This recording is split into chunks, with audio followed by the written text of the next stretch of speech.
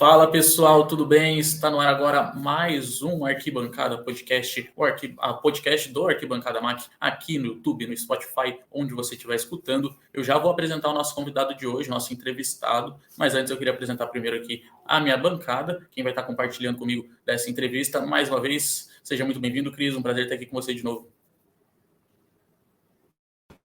Prazer é todo meu, GD. Olá para todos e todas que estão assistindo o podcast aí, bom dia, boa tarde, boa noite. E bom, o programa de hoje, né, é um pouquinho clubista, né, mas tudo bem, vai ser para lá de interessante, convidado de peso aí e vamos que vamos. É isso aí, um pouquinho clubista, mas vamos falar bastante de Flamengo, mas também sobre a carreira dele. A gente já deu um spoiler aqui e eu vou apresentar ele agora, o nosso convidado de hoje, que é repórter e apresentador da Rádio Jovem Pan e também trabalha na coluna do Flamengo. Seja muito bem-vindo, Guilherme Silva. Muito obrigado por ter aceito o nosso convite. É um grande prazer receber você aqui no nosso podcast. Tudo bem, Gabriel, Christian, a todos que nos acompanham. Eu que agradeço o convite para participar desse bate-papo e vamos que vamos, né? Para falar um pouco aí de futebol, de jornalismo, enfim, também de Flamengo, né? Que é o que a gente gosta, né? Imagino que vocês também acompanham bastante futebol, então a gente vai ter um bate-papo bem legal. É isso, é disso que a gente gosta e eu especialmente gosto ainda mais do Flamengo, então tá maravilhoso a nossa conversa hoje. E para começar, antes, eu queria voltar um pouquinho na sua infância, eu queria que você contasse para a gente como que era o pequeno Guilherme e como que o esporte entrou na vida dele. Então, eu não gostava tanto de futebol, mas eu sempre gostei de jornalismo. E muita gente até fala, né, que quem vai para o jornalismo é que não deu certo como jogador, enfim, como atleta de futebol, né? Mas, na verdade, comigo foi o contrário, porque eu sempre gostei de jornalismo, sempre, desde criança até, sempre acompanhei jornais. Então, tipo assim, às vezes, quando é criança, a pessoa acompanha de tudo, gosta de tudo, né? Menos de acompanhar jornal, enfim, noticiário, essas coisas, né? Mas eu sempre gostei bastante. E aí, conforme o tempo foi passando, aí sim eu comecei a gostar de futebol, né? Ali a partir dos meus 9, 10 anos, mais ou menos, comecei aí sim gostar também de futebol. E aí, com a adolescência, depois foi chegando, né, a um pouquinho mais de idade, ali aos 14 anos, né? Aí começou a juntar, né, o jornalismo com o futebol e vi que poderia, né, ter essa junção de duas coisas que eu gostava naquele momento, né, o jornalismo com o futebol. E aí sim que eu comecei a, digamos, a ter uma noção melhor do que eu poderia ter no futuro, né? Mas começou de fato só com o jornalismo, o futebol veio um pouquinho depois. Cara, isso é bizarro, mano, porque tipo... É, Não, primeiro você começou a gostar de jornalismo, assim, e depois você começou a gostar de esporte, mas tipo, qual foi seu primeiro contato com esporte, assim, na infância? tem um contato que a gente começa a jogar bola na rua, né, com os amigos e tal, e na escola também, né, com as aulas, enfim, com a parte de educação física, e aí, consequentemente, eu comecei também a me identificar com um clube. Eu não vou falar qual time que eu torço, né, mas aí sim comecei a me identificar com o clube, e aí sim, digamos, aí as coisas começaram a fluir bem melhor. E aí eu falei, não, é o que eu quero, é o que eu vou investir, né, no meu futuro e tal. Mas assim, eu também não me imaginava que eu seria, por exemplo, o que eu sou hoje. Tipo assim, que eu seria um jornalista só esportivo. Eu também, como eu comecei a gostar de jornalismo antes de esportes, então eu falei, posso ser jornalismo de qualquer outra coisa, né? De política, por exemplo, e tal, enfim, de qualquer coisa. E não só de futebol. Fui começar realmente a ser só de futebol há mais ou menos uns 5 anos atrás, quando daí a gente vai depois contar isso, né? Quando eu entrei no outro projeto. Então, quer dizer, foi assim, muito. Até você falou, né? Acho que a palavra que define é essa, né? Bizarro, porque foi acontecendo assim, mas não, lá no início não me imaginava. Não, cara, bizarro, como eu já falei, e quando você falou, né, que o interesse pelo jornalismo surgiu mais quando você tinha 14, 15 anos. Quando surgiu esse interesse, você falou assim, é essa profissão que eu tenho certeza que eu quero exercer? Ou você demorou um pouquinho mais? Não, não. Não, então, desde quando eu comecei quando eu disse, né, quando eu era criança, eu falei, não, eu sempre gostei, então eu sempre imaginei trabalhando com jornalismo. Então, nem foi nessa época, a partir, por exemplo, dos 14, foi desde criança. Eu falei, não, essa é a profissão que eu gosto, eu sempre gostei. Hoje não tem mais disso, mas tipo assim, a questão eu sempre gostei assim, da roupa, né, um pouco mais social, eu me imaginava sempre isso. E acabou acontecendo. Então, assim, o projeto e a vontade de ser jornalista desde criança. Com 14 anos, eu comecei a me interessar por futebol, mais pelo jornalismo esportivo, mas por jornalismo como um todo, desde criança. Você teve alguma grande referência aí na área do jornalismo, uma inspiração? Eu sempre me inspirei, assim, sempre ouvi rádio, sempre gostei muito de rádio. Eu cresci ouvindo rádio, o Rádio Bandeirantes, Jovem Pan, que agora, né, eu tenho essa grande oportunidade, essa honra de trabalhar na Jovem Pan, mas então o rádio sempre foi assim o meu companheiro também, desde criança, porque na época não tinha essa facilidade que temos hoje, né, de ter TV, então muitos jogos e acontecimentos, né, você tinha que acompanhar pelo rádio, mesmo que eu sou novo, né, mas mesmo assim não tinha essa facilidade que temos hoje de ver qualquer coisa pela internet, na TV, enfim. Então era muito rádio, então eu cresci ouvindo rádio, futebol pelo rádio, notícias pelo rádio, e, por exemplo, na área do futebol, né, que agora é a área que a gente acompanha, eu cresci ouvindo aqui a Jovem Pan, então eu tinha algumas referências no esporte, por exemplo, como Vanderlei Nogueira, que hoje também trabalha aqui com a gente, em outras emissoras também, na própria TV, né, o maior exemplo disso, uma grande referência para mim, por exemplo, foi o Galvão Bueno, porque todo mundo cresce, né, acompanhando, por exemplo, os jogos da seleção brasileira com o Galvão Bueno. Então, acho que, para mim, pessoalmente, são duas referências que eu tive. Na TV, o Galvão Bueno, por tudo que o Galvão significa, e no rádio, também hoje, não, por tudo que eu já ouvi do rádio, e hoje, por trabalhar com essa pessoa, a minha referência é o Vanderlei Nogueira, aqui da Jovem Pan. Então, hoje eu trabalho com essas duas grandes referências. Cara, muito legal você trabalhar com uma das suas referências, assim, é fantástico. É uma das metas, né, de todo mundo aí, eu acredito. E falando um pouco de trabalho, agora falando de jornalismo, você trabalhou na página Rede Contínua, né? Como que foi esse período, assim? Então na Rede Contínua que começou realmente o meu interesse pelo futebol. Aí que eu ia contar agora. Foi bom até você perguntar, porque a Rede Contínua, ela era uma página do YouTube, né, um canal no YouTube, que começou com pessoas que na época nem eram estudantes de jornalismo. Por exemplo, teve pessoas, né, algumas pessoas começaram lá com 12, 13 anos, 14 anos, e eu fui uma dessas pessoas. Eu comecei lá nessa faixa dos 13, 14 anos, era um projeto muito informal, então as pessoas faziam das suas casas, né, enfim, por Skype, narravam jogos de futebol, transmitiam as partidas e tal. Depois, com o tempo, foi evoluindo um pouco mais, até que depois teve estúdio, aquela coisa toda, mas no começo era bem informal mesmo, não tinha nada assim tão profissional, mas era um lugar que mesmo, não é uma crítica, né, era um lugar que não era profissional, assim, digamos assim, mas lá eu aprendi muita coisa, e não só eu, muitas outras pessoas aprenderam muito lá e conseguiram crescer, e foi por lá que eu comecei a me interessar mais pelo jornalismo esportivo, por futebol, e aprender também a trabalhar nesse ramo. Então, antes mesmo de tudo, né, lá que foi o projeto inicial, lá que foi o pontapé inicial, tanto é que eu comecei lá com 13, 14 anos mais ou menos, com muitos amigos na época que eu fiz lá, e que hoje também trabalham aqui na Jovem Pan ou em outras emissoras. Então, vou citar aqui alguns exemplos de pessoas que estão aqui na Jovem Pan no jornalismo, enfim. Só aqui na Jovem Pan tem eu, o Pedro Marques, que cobre o Palmeiras, o Kaique Silva, que cobre o Corinthians, o Gabriel Dias, que é narrador. Acho que não estou esquecendo de ninguém. Acho que são esses 4 que começaram, além de mim, né, na Rede Contínua, que estão aqui na Jovem Pan hoje. E tem também outros. Felipe Garrafa, que trabalha hoje na Bandeirantes, né? Também começou. Não sei se ele começou lá, mas passou por lá também na minha época. A Yara Oliveira também, que hoje. A última vez que eu vi, ela estava na CNN. Acho que ela saiu de lá recentemente, mas também passou pela Rede Contínua, pela Jovem Pan e depois foi para a CNN. Então, quer dizer, foi um projeto muito, assim, importante na minha vida pessoal, e acredito que na vida de muita gente por isso, porque conseguiu revelar bastante pessoa. Então, aproveitando que você contou um pouco sobre essa história aí na rede contínua, você falou que entrou quando o projeto ainda era muito inicial, mais informal, né?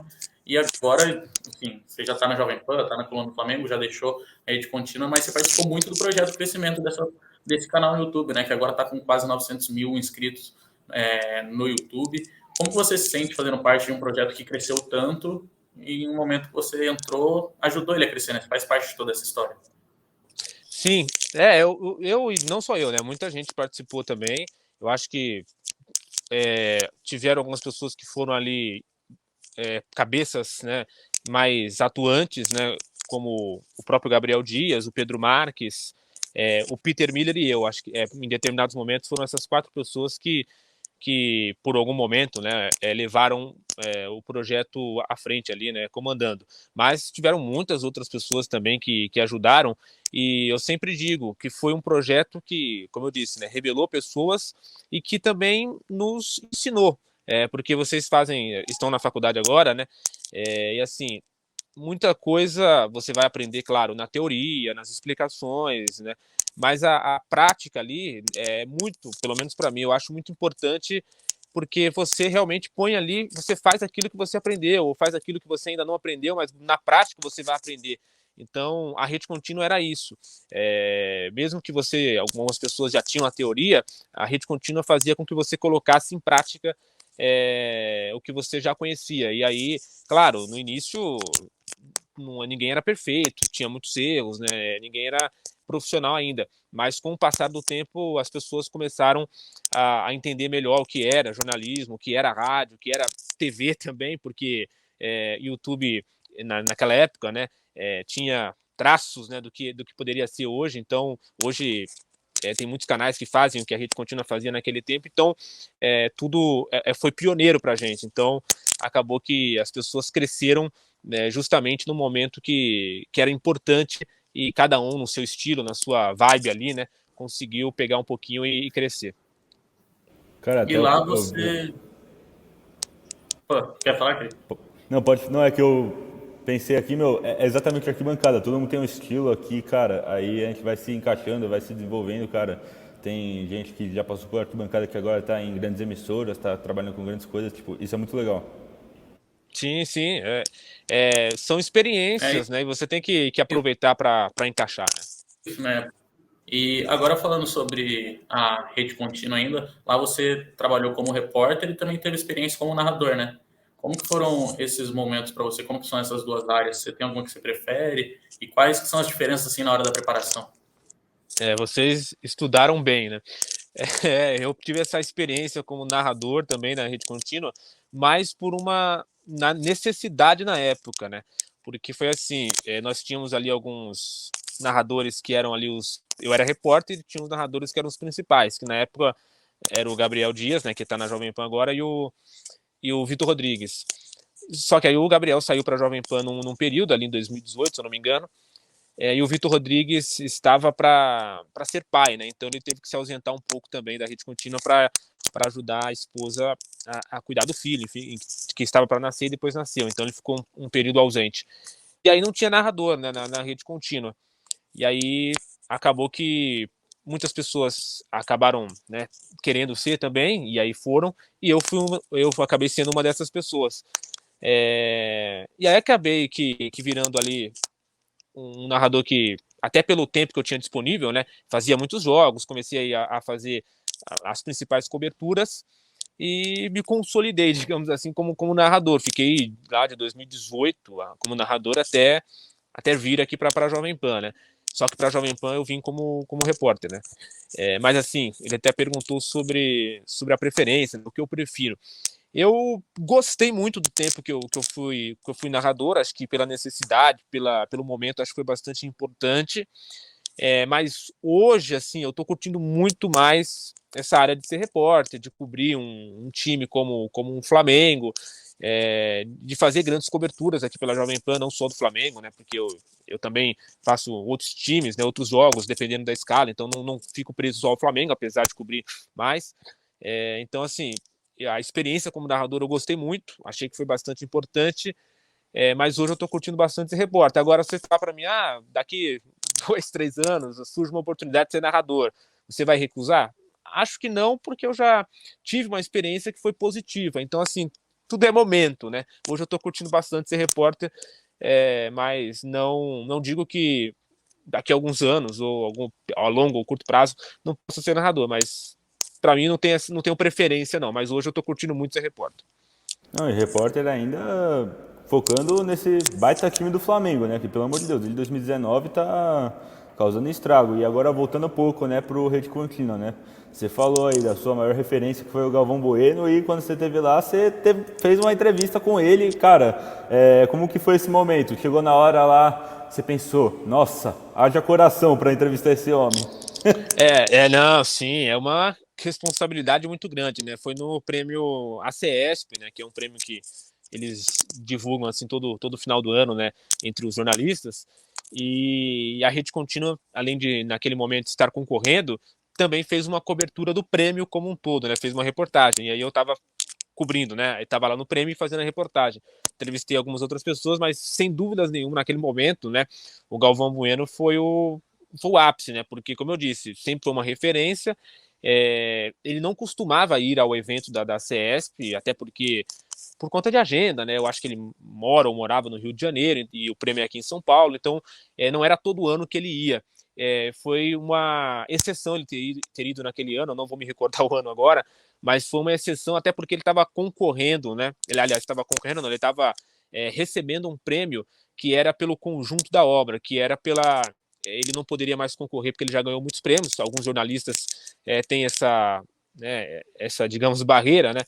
Os mais premiados, né, do Prêmio ACF não podem mais concorrer justamente porque já são premiados. O Galvão Bueno estava nessa lista. Então, eles fizeram um prêmio do conjunto da obra porque ele estava completando, se eu não me engano, 50 anos de jornalismo. Então, deram esse prêmio para ele como o conjunto da obra. E aí ele foi lá, recebeu o prêmio e tal, e a gente fez a entrevista. Então, sem dúvidas nenhuma, também, naquele momento, eu confesso para você que a gente dá um frio na barriga, a gente fica tenso, né, até para saber o que vai perguntar, aquela coisa toda, mas e também não só, também para saber se a gente vai conseguir entrevistar, né, porque às vezes por alguma questão ou outra você pode querer e não poder entrevistar, às vezes ao direito de contrato dele com a Globo não poderia permitir, mas naquele caso tudo deu certo, permitiu, então enfim, deu tudo certo, mas sem dúvidas, o frio na barriga e a tensão foram difíceis. E depois da Rede Contínua, você agora está na Jovem Pan, né?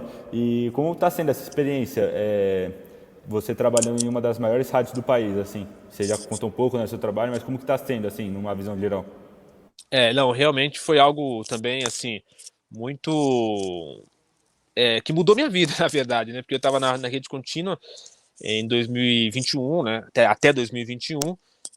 2021, e aí no início de 2021, eu recebi o convite aqui para trabalhar na Jovem Pan e tal, se eu não me engano, foi numa segunda-feira, eu recebi o convite, na terça era para estar aqui para conversar e tal, e foi muito rápido, porque eu pensei, vai demorar um pouco, né, vou lá na terça, vou começar a trabalhar, sei lá, daqui 15 dias, daqui uma semana e tal, não. Eu recebi o convite na segunda, na terça vim aqui para conversar e tal, e na quarta eu já estava trabalhando aqui pela manhã, então foi tudo muito rápido. Agora, no início de 2023, né, eu completo 2 anos, né, comecei em 21, em janeiro de 2021, agora em 2023 completo 2 anos, e assim, foi muito dinâmico, não só pelo chamado, pela oportunidade, que realmente é uma grande honra, uma grande chance, né, uma emissora enorme e com a história da Jovem Pan, mas também pelas oportunidades, porque aqui é um lugar que a gente consegue mostrar o nosso trabalho, né? Então, mesmo que eu seja jovem, né, e muita gente que trabalha aqui também é bastante jovem, mas a Jovem Pan acredita muito nos jovens, dá muita oportunidade. Então, por exemplo, eu comecei em 2021 e rapidamente já consegui fazer grandes coberturas, né? Enfim, cobrir Copa América, agora eu vou cobrir a Copa do Mundo. Esse ano, ontem mesmo, eu estava cobrindo a eleição pelo jornalismo da Jovem Pan. Então, quer dizer, realmente eu tenho muita gratidão pela Jovem Pan, pelo chamado, tive pela oportunidade de ter entrado e agora pelas oportunidades que eu tenho tido aqui dentro. Então, acho que são duas coisas que eu consigo colocar aqui para você. São 2 pontos importantes e que realmente eu fico muito feliz por tudo isso. Cara, que legal. E agora você falou de eleição, cara. Como você falou, você agiu na cobertura das eleições. Meu, a Jovem Pan fez uma baita mobilização, assim, meu, com uma programação louca, assim. Como que foi? Tipo, sair um pouco do setor que você está acostumado a trabalhar, assim. Realmente foi bastante diferente, né? Mas assim, foi aquilo que eu comentei com vocês no início, né? Eu sempre me imaginei trabalhando com jornalismo e não necessariamente com jornalismo esportivo. Então, trabalhando aqui na Jovem Pan, eu sempre imaginei que uma hora pudesse isso acontecer, né? De eu ter oportunidade também para falar de outras coisas além do futebol, do esporte. Eu faço jornalismo, mas quando eu faço jornalismo é falando de futebol. Então, gravo matérias, enfim, para programação de jornalismo, mas falando de futebol. Ontem foi algo realmente diferente, cobrindo uma eleição presidencial, uma eleição importante, um momento histórico para o Brasil, um primeiro turno.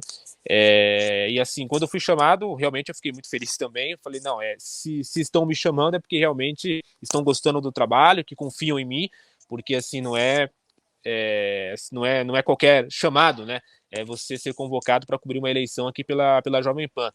Então, foi diferente, mas eu já sonhava com isso, já esperava, não imaginava que seria assim tão rápido esse ano, mas no futuro eu imaginava isso, e fico feliz que tenha acontecido assim de uma forma bem natural, né? Fui chamado, fiz, consegui acompanhar, fui a algumas escolas, né?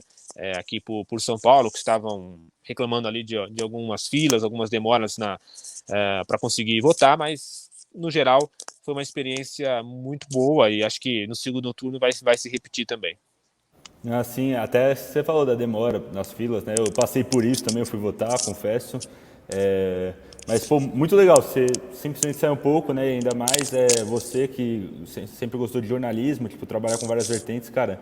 Isso é muito legal e agora partindo para uma transformação de veículos de comunicação. Você que tem essa experiência na rádio, como enxerga esse movimento delas estarem migrando também para o YouTube e até mesmo para a TV, como a Jovem Pan, né? Sim, quando eu cheguei aqui na Jovem Pan, era só rádio e YouTube, né? A TV veio em outubro do ano passado, tá completando um ano agora, né? Mas já tinha um processo natural, até pela questão de ser multiplataforma, já existia essa ideia de ir para a TV e tal. E assim, não tem como fugir disso, né? Hoje, o jornalismo, né, ele tem que ser dinâmico, ele tem que ser multiplataforma para justamente não sair atrás e até para conseguir concorrer com algo que não é de fato assim, muitas das vezes, né? Claro, um jornalismo, né? Que por exemplo são as redes sociais. As redes sociais estão numa velocidade, né? Muito à frente. Então, às vezes a pessoa vê uma notícia na TV e nem é jornalista nem nada, mas ela repassa a informação que ela viu na TV pelo WhatsApp, ou pelo Twitter, ou pelo Instagram, ela publica. Então, assim, até para não ficar atrás para isso, né, é importante que o jornalismo esteja à frente e consiga ser multiplataforma. Então, não adianta você só, por exemplo, estar na TV ou só no rádio. Você precisa também estar no YouTube, fazer ali uma cobertura diferente nas redes sociais. Então, hoje eu vejo, né, que não só a Jovem Pan, mas muitas outras emissoras também apostam muito nisso, né, no Instagram, fazendo ali uma cobertura diferenciada, que vai para, por exemplo, um conteúdo para a TV, um conteúdo para o rádio, um conteúdo para o YouTube, para as redes sociais, vai um outro conteúdo que é aquilo, mas é um conteúdo que vai atingir o público do Instagram ou o público do Twitter. Então você tem ali alguns segmentos, né, que podem receber digamos, essa manobra, né, para você conseguir atingir todos os públicos com a notícia que você tem ali para dar e que talvez pela TV ou pelo rádio nem todo mundo vai conseguir acompanhar. Então, sem dúvidas nenhuma, é muito importante e digo, não é nenhuma aposta, né? É uma realidade já hoje. A Jovem Pan é multiplataforma, acho que a emissora com maior audiência e também com mais abrangência, né, nesse conteúdo digital, além da TV. Então, assim, eu tenho visto aqui, tenho aprendido bastante também com essa parte, né, multiplataforma da Jovem Pan. Então, aqui a gente trabalha em tudo, né, no rádio, na TV, no YouTube e também nas redes sociais. Não, e cara, você falou de várias plataformas que a Jovem Pan está trabalhando, né? Na TV, no rádio, no YouTube. E querendo ou não, até compete com audiência, sei lá, eu lembro na época que a Jovem Pan começou a ficar mais em alta no YouTube, com aquele Pingo nos Is, 3 em 1, cara, batia de frente assim, com a TV assim várias vezes e pensando assim mais para o futuro, você acha que qual plataforma vai estar mais em alta assim nos próximos anos? Eu vejo o YouTube, né, pela facilidade que é, o YouTube tem sido muito utilizado, né? Porque, por exemplo, eu falo por mim, eu vejo muita coisa pelo YouTube. Então, sei lá, notícia, por exemplo, até mesmo rádio, futebol, quando eu quero acompanhar futebol, eu acompanho pelo YouTube, porque às vezes você quer ver, por exemplo, vão lembrar disso. Às vezes tem lá Cruzeiro e Atlético Mineiro, aí o Cruzeiro tá tomando de 4-0 do Atlético Mineiro. Aí você liga na rádio do Cruzeiro lá, tá o cara narrando e muito puto com o time dele. Então você quer ver a reação do cara. Então, tipo assim, pelo YouTube dá pra ver isso. Eu citei o caso do Cruzeiro aqui, mas todos os times têm isso, né? Tem ali a sua rádio e em algum momento pode acontecer isso. Então, assim, eu gosto muito do YouTube. Aí você citou, né, o caso da Jovem Pan, também da grande audiência. Em menos de um ano, né? Vai completar um ano agora em outubro. Já é vice-líder, por exemplo, na TV paga. Então, realmente é um feito muito grande que nós, né, que trabalhamos aqui, enfim, eu pessoalmente, né, comemoro bastante, porque para mim é muito bom, né? Você tá num veículo como a Jovem Pan, que já era enorme, já pela história, pela tradição no rádio, que depois conseguiu se consolidar no YouTube, né? Toda essa programação que a gente vê hoje na TV começou no YouTube, né? E agora se consolidando também na TV como vice-líder na TV paga. E você não citou também, mas eu vou citar aqui para fazer digamos, um jabá dos programas de esportes, né? Nós temos dois programas de esportes na TV Jovem Pan News, né? Que é o Bate Pronto e o Canelada. O Canelada, que vai ao ar sempre depois dos jogos, né? Aos domingos, depois dos jogos na TV, e na quarta-feira, quinta ou terça, né? Dependendo da rodada, também vai ali no pós-jogo da TV. E tem dado números excelentes também. Então, no próprio YouTube, né? Tem pós-jogo do Canelada que bate 100 mil pessoas simultâneas, às vezes 150 mil pessoas simultâneas. Então, assim, são marcas realmente importantes, expressivas. O bate-pronto que eu citei também, muitas das vezes fica ali pau a pau com a principal emissora de jornalismo no horário. Então, são números que a gente comemora na parte do jornalismo e também do esporte, que é a nossa área aqui. Então, são números consolidados, né? Não, mas legal você falar isso, ainda mais estando dentro de uma empresa que nem a Jovem Pan, que utiliza-se muito dessas plataformas variadas, né? Mas agora a gente falou um pouquinho sobre Jovem Pan, vamos falar também sobre o seu trabalho na coluna do Flamengo. Queria saber que lá você foca exclusivamente no Clube Carioca, né, no Rubro Negro. Queria saber como tem sido participar desse dia a dia flamenguista, participar, assim, mais para frente a gente vai falar sobre essa situação de você morar em São Paulo, né? Mas como que é participar do dia a dia flamenguista e também como foi sua chegada lá, como que eles te descobriram? Então, eu comecei a cobrir o Flamengo no ano passado, acho que mais ou menos em setembro do ano passado, quando o Davi Luiz estava negociando com o Flamengo, né? Eu comecei a cobrir o Flamengo bem assim, digamos, sem querer, né? Eu tinha uma pessoa que era uma fonte do Davi Luiz e tal, e aí essa pessoa começou a me passar algumas informações importantes da negociação do Flamengo com o Davi Luiz. E aí eu comecei a publicar lá no meu Twitter. Na época eu tinha, sei lá, acho que 1.000 seguidores, muito pouco, né? Não tinha relevância nenhuma. Mas aí eu comecei a escrever lá e tal. E aí isso repercutiu entre os torcedores do Flamengo, e porque também, depois, né, com o passar do tempo, as informações foram confirmadas. Mas aí digamos assim, né, o ponto crucial ali para eu começar realmente a cobrir o Flamengo foi quando o Davi Luiz estava assinando com o Flamengo num hotel aqui em São Paulo, e essa minha fonte tirou uma foto, né? Ela estava nesse lugar e tal, ela tirou uma foto e me mandou. E aí eu publiquei, Davi Luiz assinando um contrato com o Flamengo neste momento, e publiquei lá no meu Twitter, dei as informações e tal, com a foto. Tava o Davi Luiz, se não me engano, o Bruno Spindel e o Marcos Braz.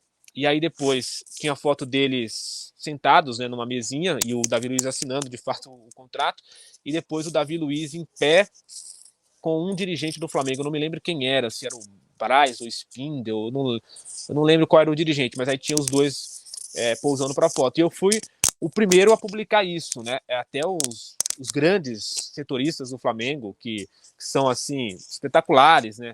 E que eu acompanho muito também, como o Vene Casagrande, a Raíza Simplício e outros, né? Que eu não vou citar aqui, mas são pessoas também importantes do Flamengo, na cobertura do Flamengo, nem eles tinham essa foto. Nem o Globo Esporte, por exemplo, que sempre sai na frente também, não tinha essa foto e eu publiquei. Então isso repercutiu e foi ali que eu comecei a cobrir o Flamengo. E aí, a partir daí, eu comecei a ganhar um público rubro-negro e comecei a me especializar um pouco mais nessa área do Flamengo.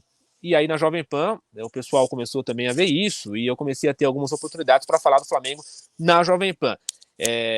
Aqui, né, nós temos, por exemplo, um grande repórter também, que é o Rodrigo Viga, que é do Rio de Janeiro e que trabalha no esporte, trabalha no jornalismo, então ele também fala do Flamengo aqui, então, digamos assim, aprendo muito com ele e tal, mas aos poucos também fui conseguindo ali algumas oportunidades para falar de Flamengo na programação da Jovem Pan, depois comecei a fazer os jogos do Flamengo e tal, e fui me aperfeiçoando, fui crescendo no Twitter e tal.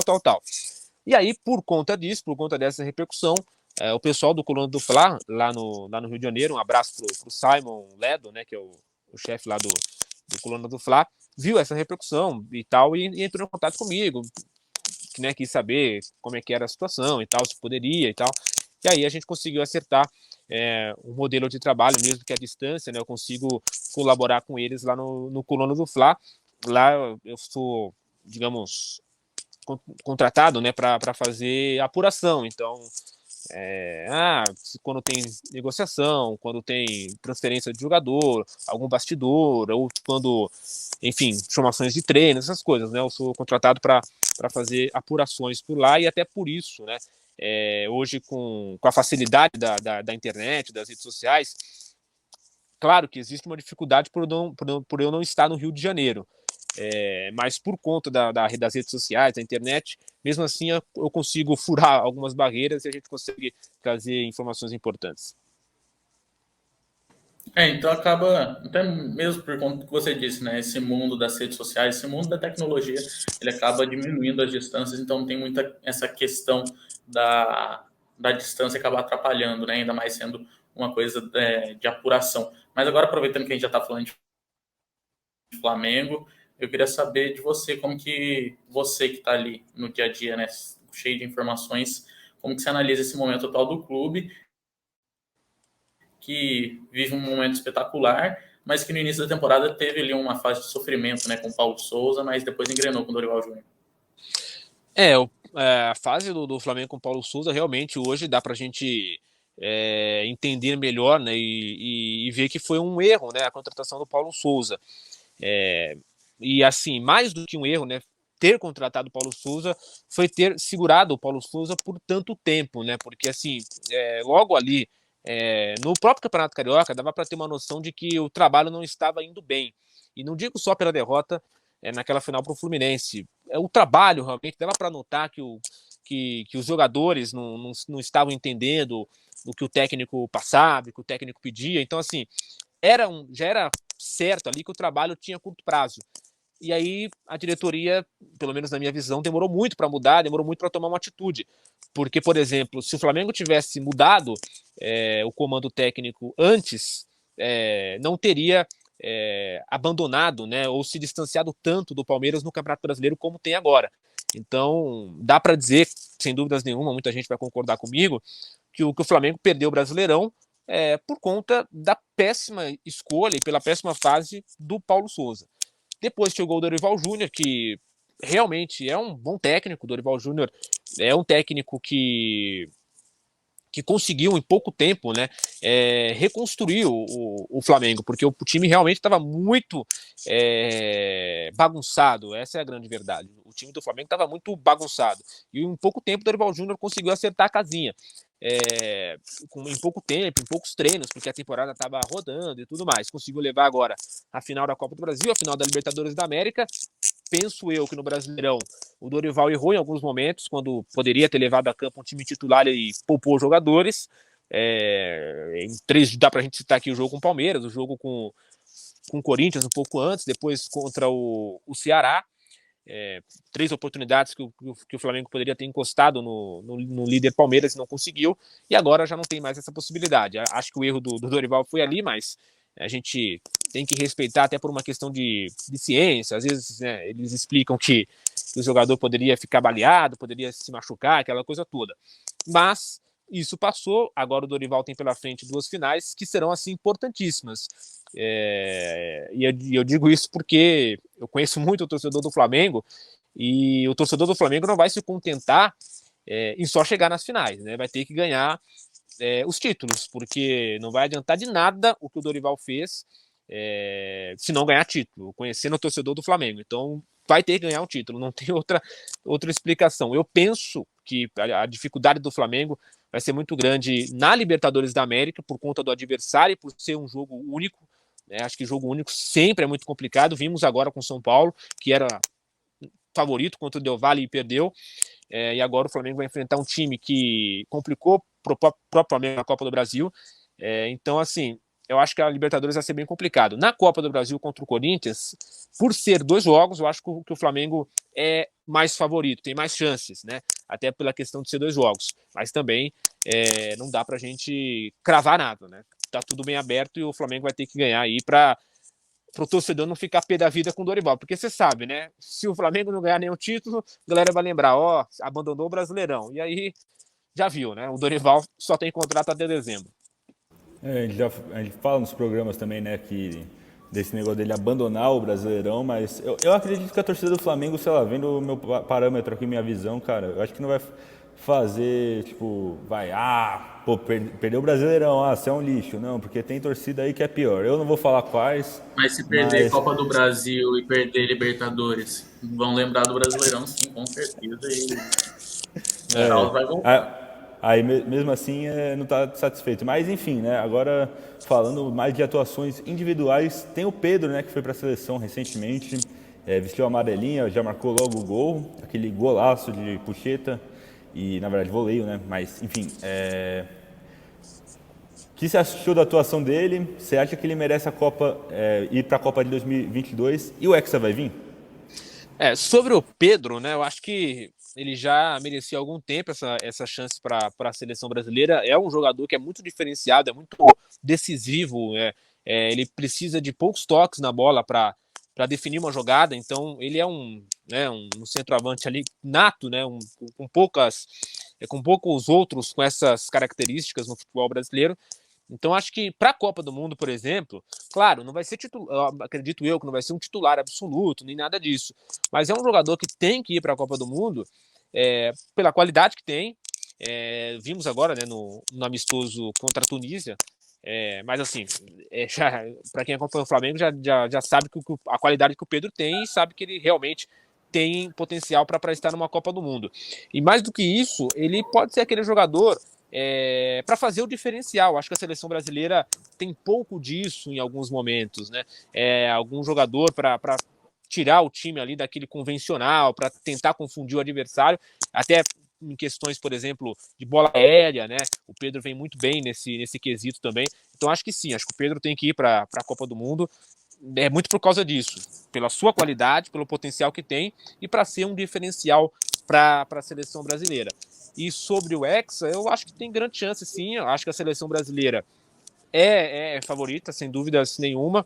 Hoje, por exemplo, nós não vemos no futebol uma outra seleção que jogue como a seleção brasileira jogue, e mais do que isso, com uma regularidade muito grande também. É um time que perde pouco, que toma poucos gols, é um time bem consistente. Então, assim, se fosse para fazer uma aposta, né, como está na moda hoje também, eu, sem dúvidas nenhuma, apostaria um dinheirinho na seleção brasileira para ser campeã da Copa.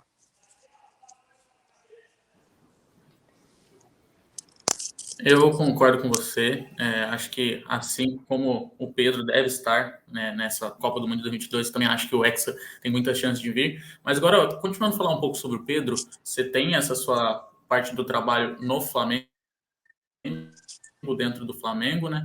E também tem essa parte que você trabalha cobrindo os times de São Paulo, Palmeiras também. E durante o ano passado teve uma questão ali, quando o Pedro era reserva do Flamengo ainda, que o Pedro estava insatisfeito, estava triste de jogar no Flamengo e que poderia ir para o Palmeiras. Você ficou sabendo de alguma coisa aí nas suas apurações? Você tem alguma coisa que você saiba sobre esse assunto?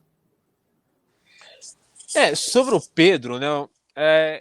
Naquele momento, né? Realmente foi algo que existia. Na verdade, existia uma pressão muito grande, né? De alguns companheiros, né, nossos de profissão, jornalistas e tal, e todo mundo tem o seu time, né? E a galera juntou duas coisas, né? Vamos falar a verdade. Você tinha ali o Pedro na reserva do Flamengo, um reserva muito bom, óbvio, né? Pro futebol brasileiro. Do outro lado, você tinha o Palmeiras precisando de um centroavante, né? Ou seja, uma situação que poderia se encaixar muito bem, né? O Pedro reserva no Flamengo, o Palmeiras precisando de um centroavante. E aí no meio você tinha os jornalistas, como eu posso dizer, que estavam tentando ali fazer empurrando, né, digamos assim, tentando empurrar o Pedro pro Palmeiras.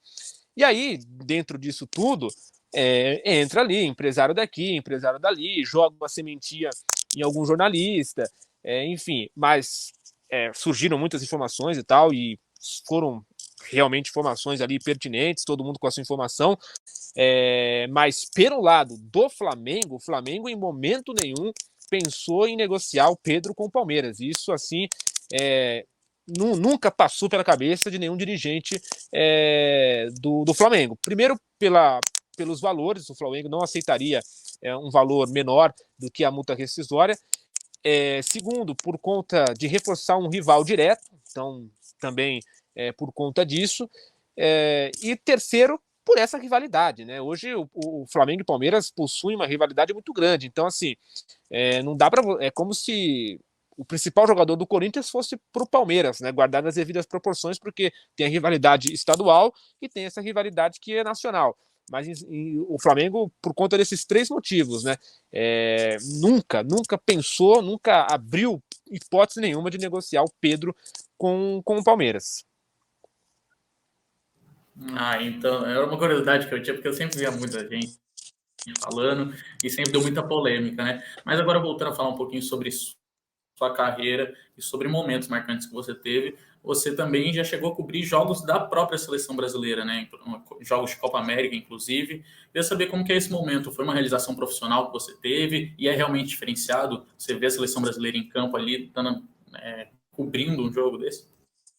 Eu cobri a seleção brasileira pela primeira vez nas eliminatórias para a Copa de 2018, se eu não me engano. Quando a seleção fez um jogo aqui em São Paulo com o Paraguai, na Arena Corinthians. Se eu não me engano, foi isso, a primeira vez. Eu cobri em loco e tal, e pude acompanhar. Aí na Copa de 2018 eu não cobri a Copa, e aí voltei a cobrir a seleção brasileira e os jogos na Copa América de 2021. Né, aqui já pela Jovem Pan, e aí foi quando, até pela pandemia, a gente não fez os jogos em loco, né, a gente cobriu aqui do estúdio, mas também foi uma realização, porque assim, eu tinha acabado de chegar aqui na Jovem Pan, né, eu cheguei em 2021, em janeiro, e a Copa América foi no meio do ano, então assim, em menos de 6 meses eu estava cobrindo uma Copa América como repórter da Jovem Pan, então quer dizer, um período muito rápido das coisas acontecendo. E tive a felicidade, né, digamos assim, de agora em 2022, o mês que vem já, né, estamos em outubro e novembro, o mês que vem já vou cobrir uma Copa do Mundo também, então quer dizer, e jogos da seleção, e não só da seleção brasileira, mas de seleções importantíssimas, né, então quer dizer, não tem assim palavras para descrever essa sensação, essa oportunidade e essa realização de um sonho também.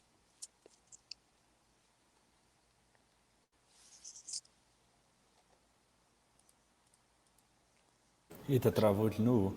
Acho que ele travou de novo. Vixe, tá de sacanagem, cara. Voltou. Tá piscando, aí, voltou. Tá aí? Tá vivo, cara? Mais ou menos. Mais ou menos.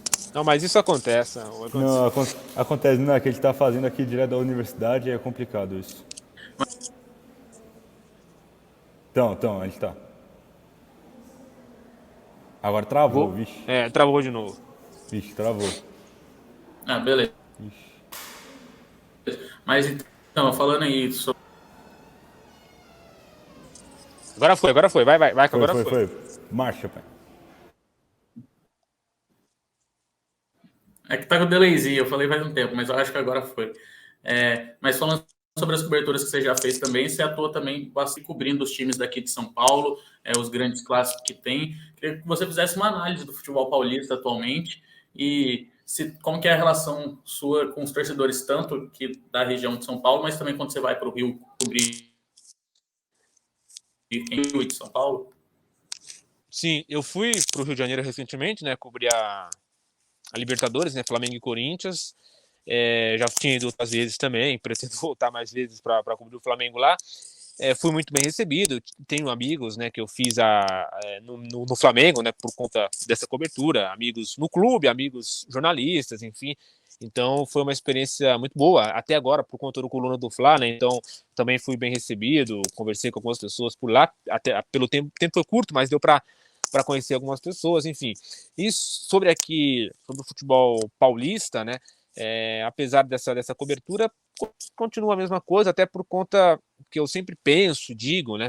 Não é porque você está cobrindo um time que você vai desrespeitar o outro ou você vai ser odiado por outra torcida. Acho que isso não tem cabimento, né?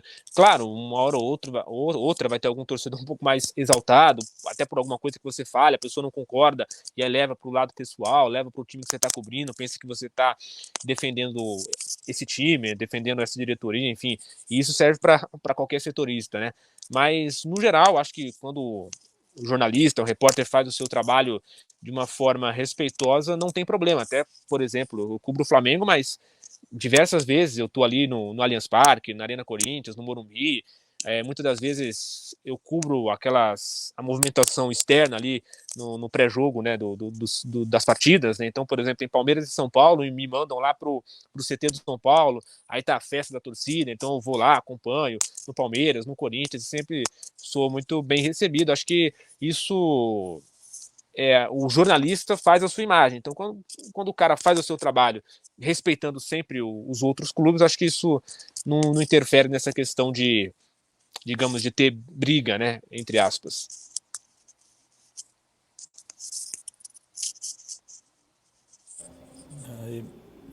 Não, mas é legal, assim, abranger outros clubes também, não só o clube, né, que você mais foca, né, que é o Flamengo. E analisando assim, você acredita que, vamos dizer assim, em relação a futebol, assim, você acha que o Sudeste é o que mais predomina e sempre predominou, sem dúvida, né? Ou estão surgindo outros projetos assim? Eu acho que pela questão financeira, né, pela questão de torcida, né, em São Paulo, Rio de Janeiro, não tem comparação, né, porque se você for ver ali na lista, né, dos times com mais torcidas, né, você tem Flamengo em primeiro lugar, sem dúvidas nenhuma, depois alguns vão contestar, né, mas para mim é Flamengo, Corinthians, aí depois tem a sequência de São Paulo, de Palmeiras, o Vasco tem uma torcida enorme também. Então, nessa lista, por exemplo, você tem ali Flamengo, Corinthians, São Paulo, Palmeiras e Vasco, dos 5, né, dessa lista, os 5 são dessa região. Então não tem como fugir disso. Claro que agora alguns outros clubes estão surgindo ali como potências de organização, clubes estruturados financeiramente, mas que não conseguem, e que imagino eu, será muito difícil esses times competir com esses outros que eu citei, por conta da torcida. Querendo ou não, a torcida ajuda o clube financeiramente, indo aos jogos, comprando produtos, enfim. Tem a questão da televisão, a televisão vai pagar sempre muito mais para esses clubes que têm mais torcida, então eles conseguem mais arrecadação, mais dinheiro por conta disso. Então é um conjunto de fatores. Os clubes que conseguem se estruturar melhor, entre esses que eu citei, né, hoje, sem dúvidas, Flamengo e Palmeiras. E eles conseguiram, né, se estruturar e hoje possuem arrecadações que conseguem fazer grandes contratações, conseguem investir muito no futebol, ao contrário de outros times que também possuem muitas torcidas, como São Paulo, como Corinthians, mas que por conta dessa desorganização não conseguem competir financeiramente com o Flamengo e Palmeiras. E aí, do outro lado, você tem Bragantino, Fortaleza, que são times que são, você vê ali que tem uma estrutura por trás, você vê que tem um trabalho profissional sendo feito, mas que não é o caso do Fortaleza. O Fortaleza tem uma torcida muito grande. Mas o Bragantino não tem torcida. Agora o Fortaleza tem uma torcida gigante, né, enorme. Todo jogo lá, o Castelão, tem 50 mil pessoas. Mas é uma torcida também regional, não é uma torcida nacional como Corinthians, como Flamengo, como Palmeiras, como São Paulo e Vasco, que são torcidas grandes e que, mais do que isso, são nacionais. Então, por isso que interfere e dá essa diferença na balança. Mas eu acho que o Fortaleza e o Bragantino, mesmo que muito difícil, né, bater de frente com os grandes que eu citei, que tem torcida, eles estão no caminho certo. Tem que se ajustar financeiramente, tem que pensar ali, eu não posso gastar mais do que eu recebo, porque melhor do que você, por exemplo, estar com grandes contratações e brigando para não cair, o melhor é você ter uma arrecadação em um clube estruturado, e mesmo que não brigue, né, lá em cima, mas que você esteja sempre na Série A, sempre em evidência, sempre ali na principal divisão do futebol brasileiro. Não adianta você contratar, por exemplo, Sidorf e no ano seguinte ser rebaixado para a Série B. Não, e outra questão que você falou das torcidas, né? Em relação à torcida do Flamengo, né? Tá lutando estádio, tipo, toda hora, né? Tá, pô, seja em Brasília, seja em todo canto, seja na torcida visitante, assim, enfim, tá lutando toda hora. Você acha que o crescimento da torcida do Flamengo, que já era enorme, vem em questão do desempenho que tá tendo nos últimos anos, ou assim, quando transmitia, né, os jogos, assim, na época do Zico, por exemplo, em outros canais, assim, pelo Brasil, você acha que esse surgimento, assim, da imensidão da torcida do Flamengo começou aí? Eu acho que tem um pouco das duas coisas, né? Eu acho que, por exemplo, Corinthians e Flamengo, né, historicamente, eles a televisão, né, sempre, digamos, priorizou esses clubes, né? Isso é fato. Transmite os jogos por muito tempo. Hoje não é mais assim, né? Hoje, por exemplo, muitos jogos de Flamengo e Corinthians são só da TV fechada, mas por muito tempo foi de TV aberta, né? E aí não dá para, digamos, definir, né, exatamente o quanto isso foi importante, né? Não dá para dizer. Eu acho que o que ganha mais torcedores são os jogadores, né? São jogadores, são momentos, são as conquistas e tal. Então, de fato, eu acho que esse momento que você citou, né, da época, o auge do Flamengo, né, do Zico, enfim, eu acho que com certeza conseguiu, né, trazer para si muitos torcedores. É igual agora, né, nessa fase boa de 2019 até agora. Em 2019, quantos rubro-negros, né, não começaram a torcer pelo Flamengo, né? E estão até hoje, ou 2020, 2021, enfim. Então, o auge de todo o clube, né, que são o auge das conquistas, dos bons jogadores, e até por ficar em evidência, eu acho que são os pontos principais para você conseguir torcedores. E aí depois vem essa questão de TV e tal. Pelo menos eu penso assim, mas claro, é um dado, né, que é um achismo, não dá para a gente cravar, né, não tem um dado científico em relação a isso. Mas imagino eu que ou é isso, ou isso tem uma grande influência, no mínimo. Não, mas eu concordo com você. Eu acho que se a gente for parar para analisar historicamente, a gente não tem dados, é tudo no achismo, né? Mas se for ver momentos que todos os times já passaram. Por exemplo, se for pegar o São Paulo ali do Muricy Ramalho, conseguiu ter campeonato brasileiro, teve um ápice ali da torcida de conseguir angariar mais torcedores, né? Então, acho que, como você disse, as conquistas eu acho que definem, e claro, tem questão de transmissão que auxilia bastante também. Mas agora, Guilherme, partindo para a reta final aí da nossa entrevista, já que já estamos quase batendo nosso horário, a gente tem aqui no Arquibancada 2 quadros finais. Um é o momento flashback que a gente vai fazer agora, onde a gente pede para você relembrar alguns momentos aí da sua vida, da sua carreira. E para começar, eu queria que você contasse para a gente uma amizade no jornalismo que você tem. Eu tenho duas grandes amizades e não vou ser injusto de não citá-las aqui. Então eu vou ter que citar as duas. Pedro Marques e Gabriel Dias, os dois que trabalham comigo aqui na Jovem Pan. por conta da Rede Contínua. A gente começou juntos no jornalismo, estamos juntos até hoje, então são as duas grandes amizades que eu tenho, Gabriel Dias e Pedro Marques. E uma cobertura marcante que você fez? Olha, essa é muito difícil porque eu fiz algumas que eu gostei muito, mas eu acho que eu vou ficar com uma recente por tudo que envolveu, que foi Flamengo e Corinthians da Libertadores agora. Por conta de ter, foi a primeira vez que eu fui a um jogo do Flamengo como setorista do Flamengo, já tinha ido ao Maracanã outras vezes, mas como repórter normal. Essa foi a primeira vez que eu fui como setorista do Flamengo, né? Enfim, então eu vou ficar com essa. Agora, um perrengue que você teve durante o trabalho. Foram muitos, viu? Foram muitos.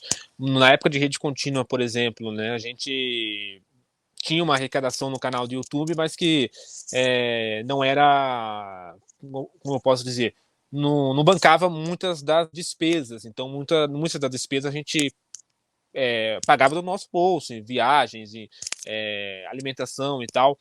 Então, eu coloco esses perrengues assim, né? No início, digamos assim, no início da nossa carreira, né? A gente, na verdade, pagava para trabalhar, digamos assim. O perrengue foi esse, né? A gente, ao invés de receber, a gente pagava para trabalhar, mas com muita alegria, com muito prazer, com muito orgulho, porque, na verdade, foi um investimento, né? Nós fizemos um investimento e hoje estamos colhendo os frutos. O negócio é investir em você, né? E uma história dos bastidores. História dos bastidores, olha, muita gente fala que o jornalista não tem time, aquela coisa toda, mas se vocês puderem algum dia assistir um jogo num estúdio assim da Jovem Pan ou numa redação da Jovem Pan, vocês vão ver o nível de clubismo dos jornalistas, dos apresentadores, de todo mundo. Vocês vão ver o que rola nesses bastidores. Viu? Cada figura que torcendo ali pelo seu time que chega a impressionar. Aí no ar todo mundo fala que Aproveitando, não tem time, né? só fugindo No ar um pouco todo aqui mundo fica ali. Pode falar. Mas aproveitando que você citou essa questão do time, de jornalista revelar o time ou não, ainda existe muito esse debate, né? Você já disse que você prefere não revelar, mas tem outros que já partem para revelar e tem outros que fazem até uma cobertura bem mais clubista, né? Daí se encaixando principalmente nesses canais de YouTube que surgem. Queria saber como que você analisa. Tem algum motivo específico que você não revela o seu time? Eu não revelo, mas assim, poderia revelar, não revelo porque eu acho que, por exemplo, daqui 2 anos, um exemplo, né? Eu posso estar cobrindo outro time. E muita gente acha que a gente está cobrindo um time, a gente torce para esse time, e não é isso, né? Talvez, em muitos casos pode ser, outros não. Então eu deixo em aberto por conta, eu acho, de oportunidade de trabalho. Eu acho que não é legal, pelo menos para mim, eu não gosto, né? Por exemplo, de ficar colocando, por exemplo, né, vamos Flamengo, né, vamos para Flamengo. Eu acho que não é necessário, apesar de muitas pessoas atuarem nesse sentido, o que eu não vejo nada contra. Agora, por exemplo, aqui na Jovem Pan, o grande Vanderlei Nogueira, que é uma pessoa que eu gosto muito, ele brinca muito com isso, né, com a gente, né, nós que somos mais novos, né, o Vanderlei tem uma história enorme no jornalismo, enfim, e ele brinca que nós, hoje, setoristas, fazemos um trabalho muito de torcedor, né? Ele brinca, não, vocês são muitos torcedores nas redes sociais e tal. Eu falo, não, Vanderlei, tem cada gente pior do que eu nesse sentido, né, de ser torcedor nas redes sociais, eu nem sou tão assim, né, eu brinco com ele, mas acho que cada um tem a sua linha, e eu acho que o importante é duas coisas, né, você não mentir, né, porque o jornalismo não cabe isso, acho que você não pode inventar coisa, não pode inventar informação, mesmo que você torça, você tem que torcer, mas na hora de fazer ali a sua parte de jornalismo, você não pode inventar e nem mentir. E a segunda parte é sempre ser respeitoso, porque você vai conviver com as pessoas no Flamengo ou em outro clube e você precisa dessas pessoas, digamos assim, para conseguir informações, para conseguir furos jornalísticos. Então, acho que são dois pontos importantes. Você tem que ser sempre respeitoso com qualquer pessoa, porque você depende disso para trabalhar, e nunca mentir. Mas aí, ser torcedor ou não, vai de cada um. Independente de revelar o clube ou não, trabalhe com seriedade, né? Porque ali você não tá para torcer, você tá para levar a informação. Mas agora, para finalizar de vez, a gente tem nosso outro quadro, que é o Na Lata. Ele é bem simples, a gente diz algum tema, você responde na lata. E para começar, eu queria aqui te fazer uma pergunta: se você prefere rádio ou TV? Rádio. Champions ou Liberta? Libertadores. Agora, a melhor torcida do Brasil? Do Flamengo, sem dúvidas nenhuma. Messi ou Cristiano Ronaldo? Difícil essa, hein? Mas eu vou com o Messi. Agora, a última aqui para finalizar: um sonho profissional que você ainda tem?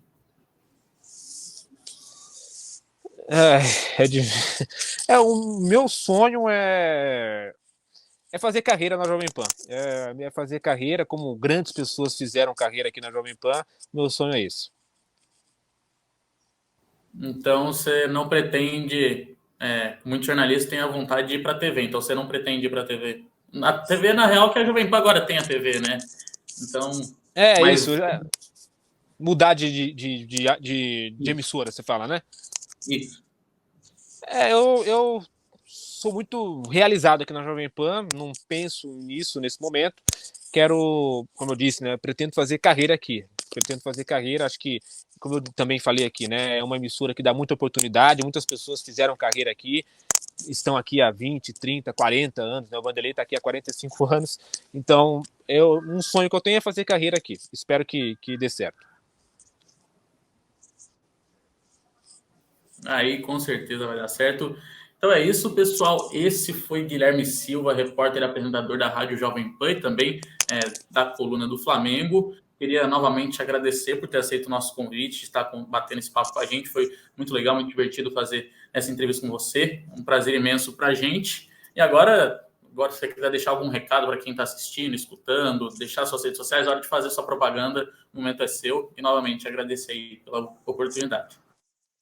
Olha, eu que agradeço a oportunidade, quero agradecer o convite da Júlia, agora com vocês também, né, Gabriel, Cris, e deixar aqui um abraço e torcendo também por vocês, né, vocês que estão cursando jornalismo agora, espero que em breve, né, a gente se encontre na área, trabalhando juntos, ou seja, aqui na Jovem Pan, ou vocês em outra emissora, enfim, vou torcer muito por vocês e usem, um recado, né, que eu digo, né, usem os espaços que vocês puderem, seja na faculdade, seja em algum outro lugar. Hoje as redes sociais dão muitas oportunidades, né? Usem esses lugares para aprender, para divulgar o trabalho de vocês, porque em algum momento alguém vai estar olhando, né? Alguém que eu digo, alguma pessoa importante, algum chefe de alguma emissora, alguma pessoa que possa contratar. Foi assim que eu fui contratado, né, aqui na Jovem Pan. Estava na Rede Contínua, o pessoal viu o trabalho lá e me trouxe para cá. Então, eu deixo aqui, digamos, essa dica para vocês. E agradeço mais uma vez o convite, um abração para vocês e até a próxima. Então é isso, pessoal. Queria te agradecer novamente, Guilherme, agradecer a todo mundo que nos assistiu, escutou até aqui. Antes de finalizar, passar aqui as nossas redes sociais também, Instagram, @arquibancadamac, e também temos o Twitter, @arquibancada_M maiúsculo. Então vão lá, sigam, compartilhem, curtem, deem essa moral pra gente. Então é isso, pessoal. Vamos encerrando aqui mais um Arquibancada Podcast. Até a próxima semana com mais um convidado. Valeu!